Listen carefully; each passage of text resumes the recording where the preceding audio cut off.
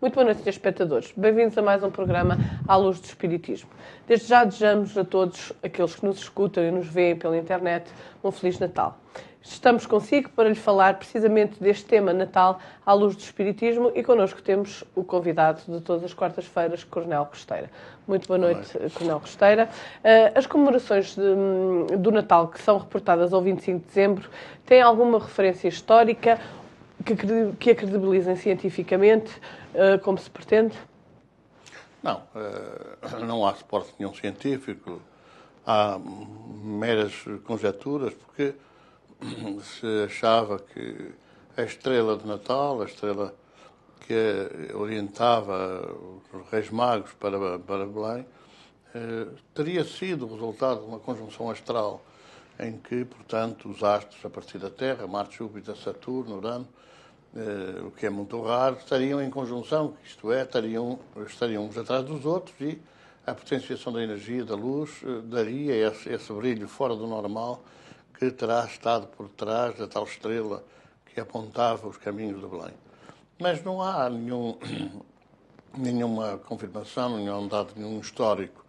Nós vamos encontrar, enfim, quer dizer, referências ao Natal depois de Roma ter abraçado o cristianismo ou ter determinado que o Império Romano iria abraçar o cristianismo. Estamos a falar do ano 350 depois de Cristo. Já depois mesmo do Concílio de Niceia, já depois de Constantino ter decretado a religião oficial, embora a gente saiba que não foi seguido pelos reis portanto, os seus reinos constituem um império, não foi seguido, só terá sido mais ou menos aceito por toda a gente, por todos os reinos, quase no final do século IV. Mas é só a partir de 350 que há notícia de que, de facto, a Igreja, agora já com alguma liberdade, terá encarregado uma comissão de estudar, de facto, a época em que teria nascido Jesus. E aqueles que constituíam os astrónomos acharam que deveria ter sido, por essa altura, a altura do chamado solstício do inverno, que poderiam ter estado em conjunção todos esses astros, o que de todo não é obrigatório, que fosse nesse dia do solstício de inverno que de facto tivessem os astros em conjunção. Portanto, não há nenhum dado histórico que possa comprovar isso. Relativamente ao calendário que na altura era bastante diferente do calendário que vigora nos dias de hoje, será que essa divergência terá alguma coisa a ver com a discrepância de clima que existia, aliás, à época bastante agreste? Bom, o que acontecia é que de facto há umas certas divergências dos calendários juliano, que foi o calendário que foi tomado como orientação do calendário romano. Há um calendário anterior a esse calendário juliano. O calendário juliano é mais ou menos aprovado no ano 45 a.C. O calendário que havia anteriormente teria sido criado por Rómulo no ano 700, à volta do ano 750 antes de Cristo, do Império Romano. E, portanto, esse calendário de Rómulo tinha uma série de pormenores que não são muito interessantes para os dias de hoje, mas podem ser objeto de alguma análise crítica, porque, curiosamente, os anos não tinham os meses de janeiro e fevereiro. Janeiro e fevereiro não existiam. O primeiro mês do ano era o mês de março. E havia o quintílios e os sextílios, que era o quinto e o sexto mês. Março é o primeiro, depois abril, maio, junho, depois vinha o quinto mês, e portanto não havia janeiro nem fevereiro. Depois foi já para o calendário juliano, que é um calendário que respeita uma ordem de Júlio César para ser revisto o calendário, aí já aparecem os meses de janeiro e de fevereiro, e o quintílios passa a ser designado em homenagem a Júlio César, que o Senado aprovou, Július, que dá o nosso dia de hoje, julho. E depois, mais tarde, já na passagem do antes de Cristo para depois de Cristo, no ano primeiro ou segundo, já da era cristã, há uma nova revisão em que Otávio César Augusto decreta algumas retificações ao calendário, e vamos encontrar aí já o Augustus como sendo depois o mês de agosto. Mas o número de dias que tinha, que deixava de ter, porque havia realmente a ideia de que a volta à Terra, a volta da Terra ao Sol, demoraria, grosso modo, 365 dias, 5 horas, 59 minutos, 49 segundos. E isso faz aparecer mais tarde os anos bissextos e os anos normais, de 4 em 4 anos, porque havia uma prática que considerava que poderiam ser de 400 anos, desde que fosse divisível um número por um outro número, que então se consideraria acertar. Perdão. Isso dava, grosso modo, uma diferença de 10 dias. Mais tarde, isso vem a ser retificado. Mas o calendário juliano vigorou até Gregório XIII, que nomeia uma comissão para fazer os acertos, as retificações, enfim, os aperfeiçoamentos do calendário. E por isso o calendário que depois vem a vigorar, o calendário que dá o nome, digamos assim, àquele que tomou a iniciativa de fazer esses arranjos, que é o calendário gregoriano. E então o calendário gregoriano vai realmente definir que de 4 em 4 anos se faz um dia, se cria um dia com 5 horas, 59 minutos e tal, vezes 4, que dá mais um dia no calendário. Portanto, há toda aqui uma discrepância, porque nós vamos encontrar também a Matança dos Inocentes. A Matança dos Inocentes, vamos encontrar um período que medeia entre os 4 anos e os 6 anos antes de Cristo. Esse decreto de Herodes o Grande tem mais ou menos esse período de vigência, 4 a 6 anos, o que dá, grosso modo, numa análise muito simplista, não temos a pretensão de fazermos análises profundas, de termos de investigação científica, mas dará uma diferença entre 4 anos a 5 anos do período relacionado entre o calendário que nós consideramos hoje o calendário gregoriano e o calendário que é uma decorrência do calendário juliano e o calendário de Rómulo ou o calendário romano. Portanto, há essas divergências que de todo não são muito importantes, é mais 4 anos, é menos 4 anos. Num tempo que quase não se consegue definir hoje quantos anos teve a civilização egípcia, quantos teve a civilização suméria anterior, ou quantos teve a civilização mesopotâmica. Quer dizer, não é muito importante saber se foi mais ano, menos ano, porque há enganos crassos, há erros crassos em todos estes cálculos, estes cálculos históricos. E depois há outra coisa. Salvo erro, Mateus refere que, a propósito daquela época, que os pastores estariam no campo, nas suas searas, a guardar os rebanhos. A prática que havia do pastoreio estendia-se entre março, agora já o terceiro, já depois de janeiro e fevereiro, entre março e novembro. Era o período, digamos assim, do despontar da vegetação, dos pastoreios, dos pastos. E, portanto, os pastores vinham para o pastoreio com os seus rebanhos exatamente entre março e novembro, quando recolhiam de novo as suas cercas para guardar o gado. O que quer dizer que, estando os pastores com os seus rebanhos a pastorear, aquilo que acontece com o nascimento de Jesus deve dar-se entre março e novembro. Avaliar por aquilo que são as referências históricas. Os pastores estavam apacentando os seus rebanhos e estavam apacentando os seus rebanhos só depois de março. O que de alguma forma joga com a lógica do clima, da temperatura que nessa época vigoraria e que vamos encontrar já em plena primavera, já no desenvolvimento da primavera. E alguns estudiosos dizem que provavelmente todo esse nascimento de Jesus, que tem a ver com o recenseamento decretado pelo Império Romano, pelo Imperador, tem a ver, ou com o Procurador-Geral que havia em Roma, tem a ver exatamente com uma época que se poderá estender entre abril, maio, junho e julho, que é primavera, começo do verão, em que o clima, em que a temperatura é mais amena e até é mais favorável a que se possa admitir que, de facto, as crianças nasceram nessa altura e com pouca roupa. E há um outro dado muito importante que convém reter. Normalmente, naquela região, os meses de novembro e dezembro eram meses de muitas chuvas, de uma ação intensa das chuvas e do frio. Portanto, eram chuvas e frio. E os pastores, de todo, nesses meses, não estavam com os seus rebanhos no campo. Portanto, há toda esta análise racional que, de todo, não belisca minimamente aquilo que é o Natal. Como pode ter surgido, então, a data do 25 de dezembro como o dia de Natal? Bom, como eu disse há pouco, há aqui referências muito interessantes às festividades que se tinham, às festividades da primavera, às festividades do inverno. Aquilo que havia nessa época, nessa altura, eram festividades que tinham a ver muito com a redução drástica ou até a diminuição da atividade agrícola, que era digamos assim, um emprego geral dos povos nessa época, a agricultura e, portanto, a indústria quase não havia, era uma coisa mais artesanal e ainda a pouca dimensão. Nós vemos o artesanato desenvolver-se no século XIII. Embora, com certeza que as várias culturas, os vários povos, os vários mundos, dos vários continentes, certamente que terão vivências nesse aspecto.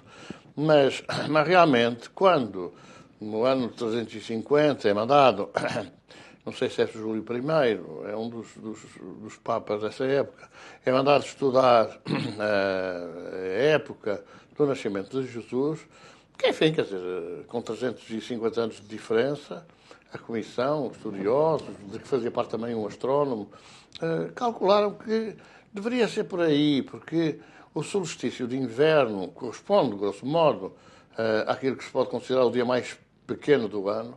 É quando, digamos assim, na sua viagem à volta do Sol, a Terra se distancia mais do Sol, depois há o solstício do verão, onde se aproxima mais do Sol. Portanto, terão calculado que terá sido por volta do dia 25. Nós hoje temos o dia mais curto do ano, o solstício do inverno, dia 21 de dezembro, que é quando começa, curiosamente, o inverno. E, portanto, é um cálculo que, conjugando as duas coisas, conjugando a mudança do clima, a mudança do dia mais curto, porque os dias vão diminuindo até ao dia 21, depois do dia 21 começam a crescer, até depois chegarem ao mês de verão.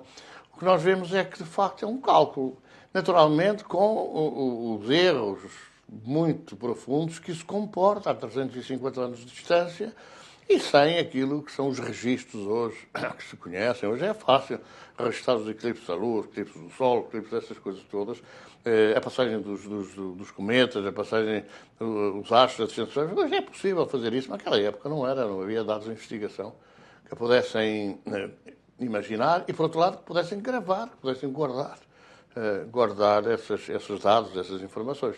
E, portanto, naturalmente é um cálculo que poderá ter sido em retroação, não é?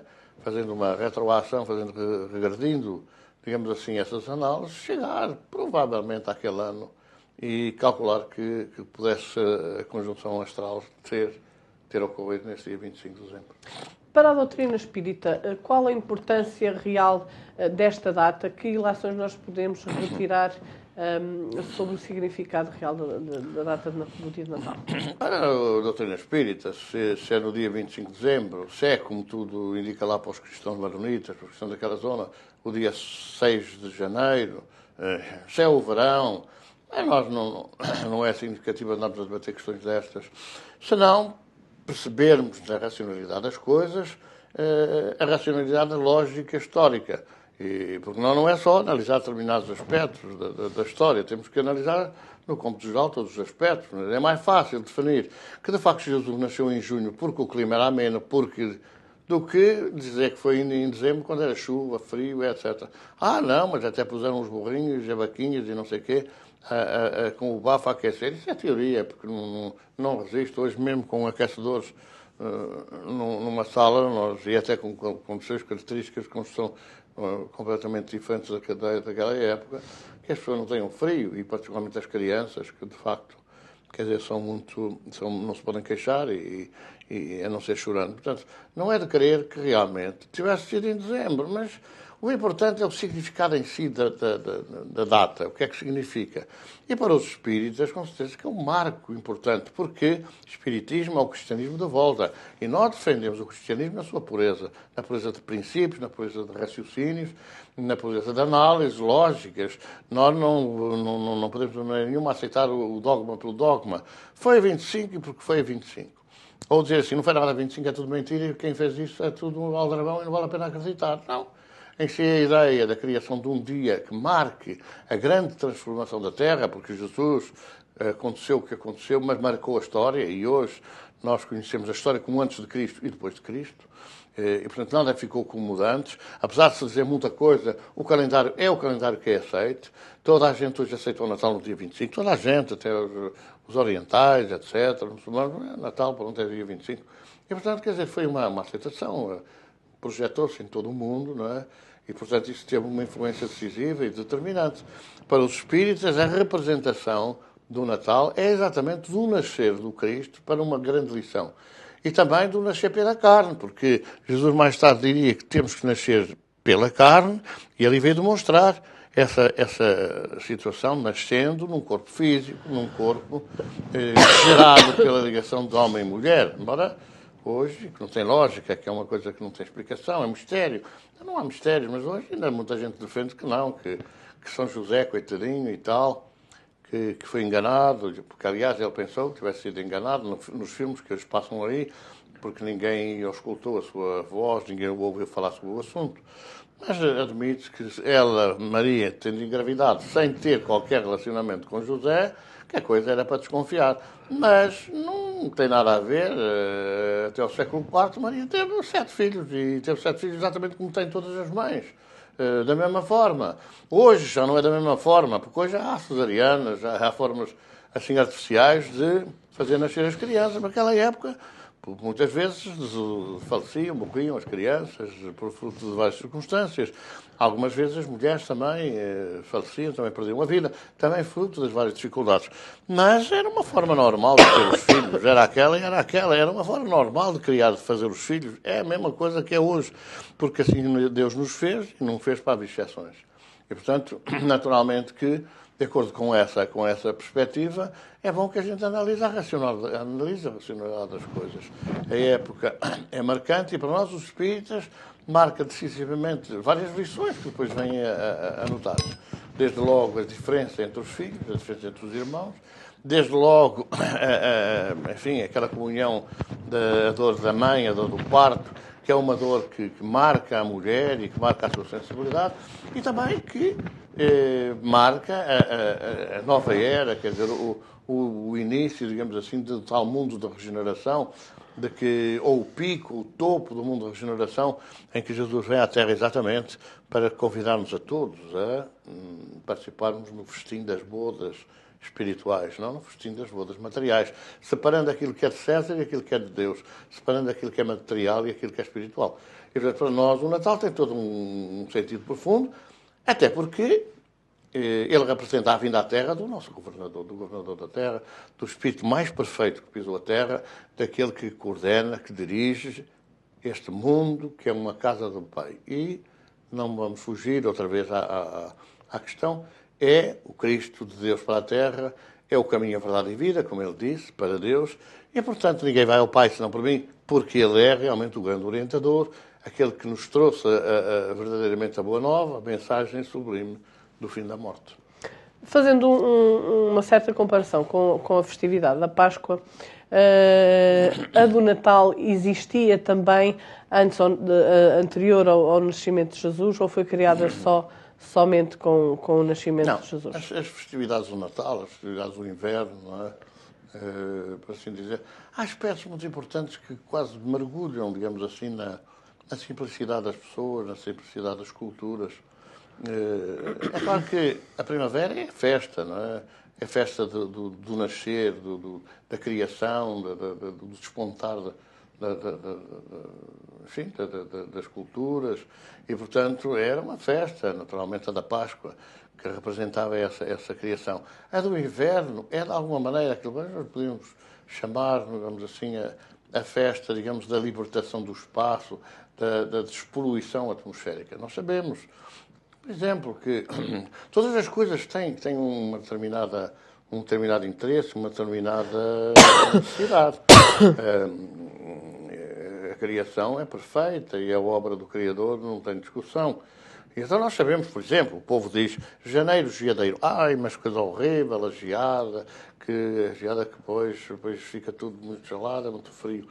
Mas a geada tem uma particularidade, tem uma digamos assim, tem uma atividade natural que Deus impõe e que Deus, na sua organização perfeita, criou ou instituiu, que é, digamos assim, a libertação do humus da terra de determinados micróbios, de determinados, enfim, quer dizer, micro-organismos que depois transmitem doenças e depois dificultam, digamos assim, as sementeiras, de alguma forma destroem as sementeiras e, portanto, são prejudiciais. Ora, aquela ação, digamos assim, da geada é uma ação purgativa, é uma ação, digamos assim, libertadora, ecologicamente necessária, para que depois as culturas, quando vierem a serem lançadas à terra, progridam e deem sempre um.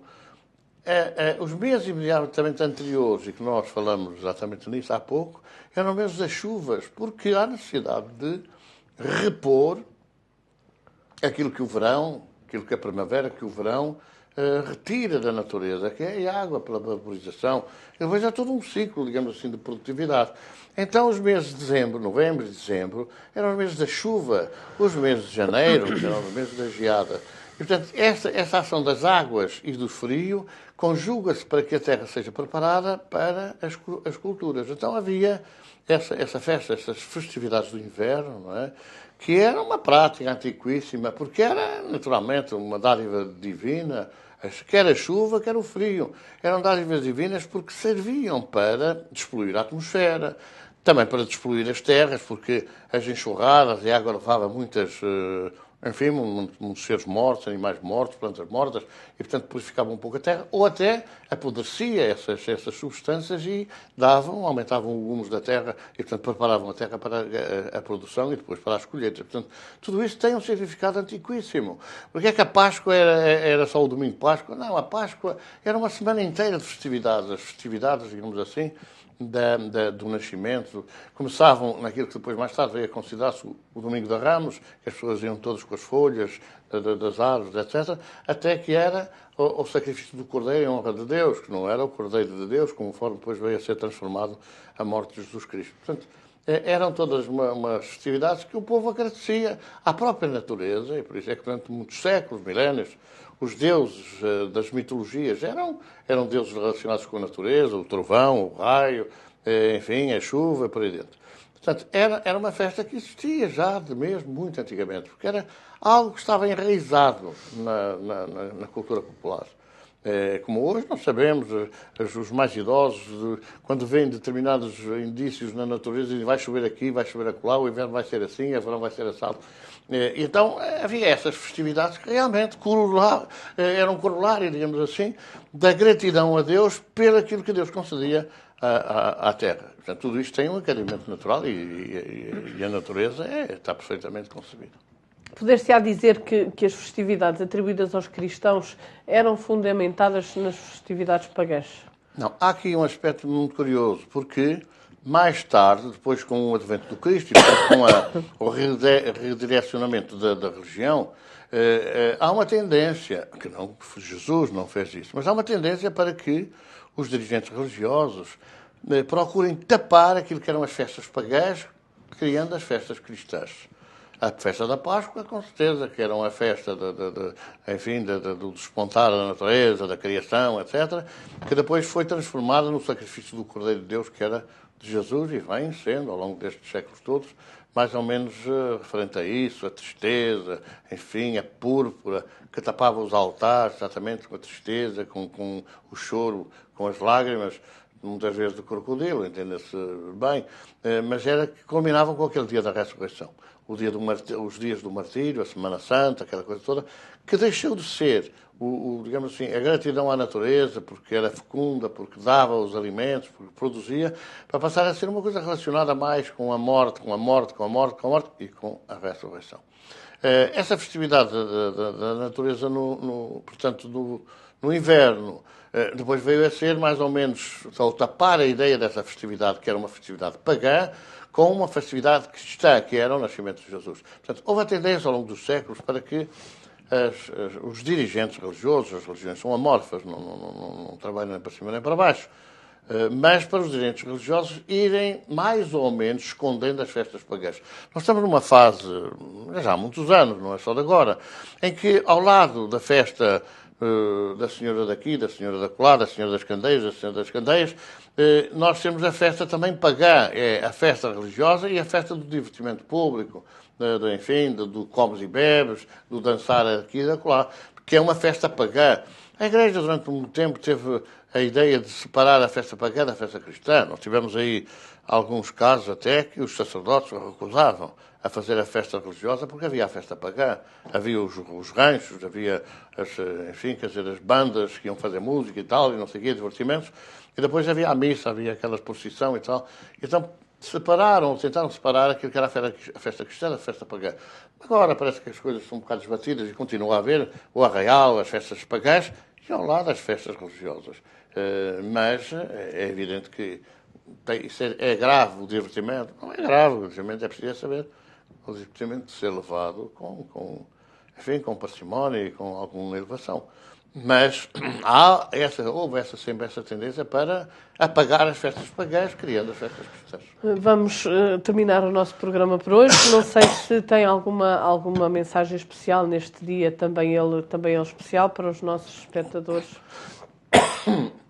Não, esta época é a época da família. Aliás, perdoe-se, há 3 momentos do ano em que são festas, mais ou menos, em que houve a preocupação de ter a família como ponto central. Exatamente a festa do nascimento, que tem a ver com o nascimento de Jesus, e, portanto, é a época da Páscoa, do Natal, perdão, em que as famílias se juntam, em que trocam presentes, em que, muito antigamente, eram meninos Jesus que traziam os presentes. A certa altura, porque essa coisa da árvore do Natal é uma festa pagã, passou a ser o Pai Natal, pai espiritual, mas Pai Natal, uma certa lenda lá dos lados da Lapónia ou das Dinamarcas. Mas, quer dizer, é de facto um momento em que as famílias se reúnem, em que, de alguma maneira, de uma forma muito ampla, enfim, se esquecem de determinadas más intenções, más ideias, más palavras. É um momento de circunstância em que as pessoas se juntam, digamos assim, para reporem, ou de alguma forma tentarem fazer o mesmo que a família de Nazaré, São José, Maria e o Menino. Bom, é um aspecto muito, muito interessante, como depois da Páscoa, se voltam a juntar as famílias, a Páscoa da Transformação, da Ressurreição, e também na altura dos Todos os Santos ou dos Fiéis Defuntos, em que realmente se junta a família. E estas ligações continuam a ser feitas do mundo espiritual para o mundo material. São momentos, são épocas em que aqueles que partiram antes de nós, aqueles que deixaram o corpo na terra, voltam para junto das famílias para, de alguma forma, vibrarem ou sentirem a vibração do carinho familiar. Então, nesta época do Natal, em que, de facto, é a família de Nazaré que está na nossa presença, dos filhos, das crianças, tudo isso, eu desejo que tenham momentos de reflexão. Nesses momentos de reflexão, pensem que há muita gente que nem faz a mínima ideia do que é Natal. Há muitas crianças que não têm a mínima ideia do que é receber um carrinho, nem que seja de madeira, como prenda. Pai Natal, que naturalmente hoje são os próprios pais, mas que nos lembremos todos disso. Que procuremos nesta noite, pensar em todos eles, fazer um pedido a Deus e a Jesus, que os seus falanges aliviem um pouco as suas dores, o seu sofrimento, as suas angústias, e que realmente seja para eles um dia, para todos esses irmãos, um dia de esperança. Mas para todos aqueles que nos escutam, todos aqueles que sintonizam connosco, que Jesus a todos abençoe, que vos dê muita paz e que saibam amanhã continuar a fazer da vossa vida um Natal permanente. Então, até ao nosso próximo programa. Feliz Natal. E acho que chega. Precisamos de terminar mais, não sei. Olha, por acaso...